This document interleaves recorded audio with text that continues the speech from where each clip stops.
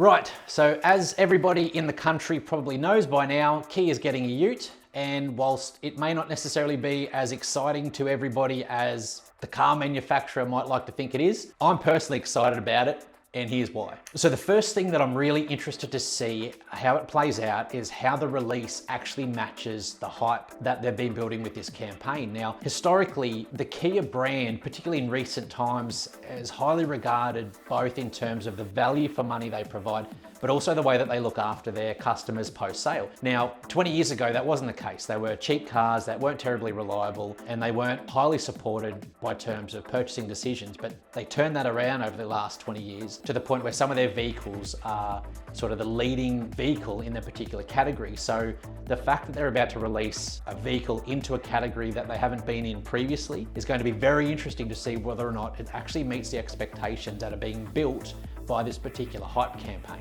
The second part about it is the fact that they've gone with this hype campaign based on the fact that we know historically, the hype campaigns don't usually work if the intent is to make an immense amount of sales immediately, because the expectations are going to exceed the delivery. However, if we assume that that isn't the goal for this particular campaign, and the campaign is just literally about making sure that everybody in this country knows that Kia is now in the Ute game, then you have to concede that it's going to be successful, because one way or another, people are sweating on the release of the Kia Ute, assuming that you're in the mindset of being somebody who makes buying decisions around utility vehicles. It's either going to be a disappointment or a win. And either way, that entire marketplace is going to be excited either because it's failed or because it's outstanding. And the third part to this, which is probably the most exciting or interesting part of it, is what Kia is actually going to release, but more to the point, what they're going to hold back. Now, I expect that the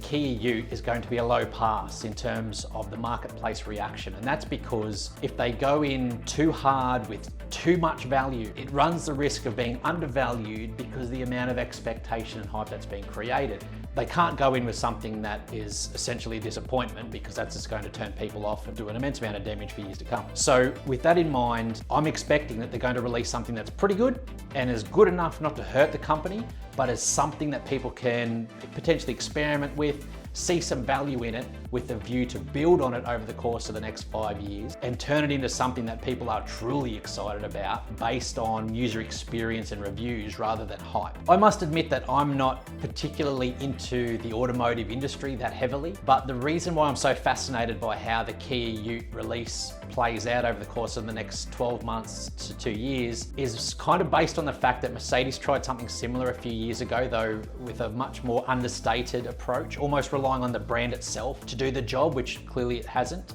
And the fact that there are three really strong incumbents in the Ford Ranger, the Isuzu D-Max, and the Toyota Hilux. So the way this plays out is going to be a fascinating study, both in terms of the ability of a big player in the industry being able to rattle the cages of those incumbent three, but also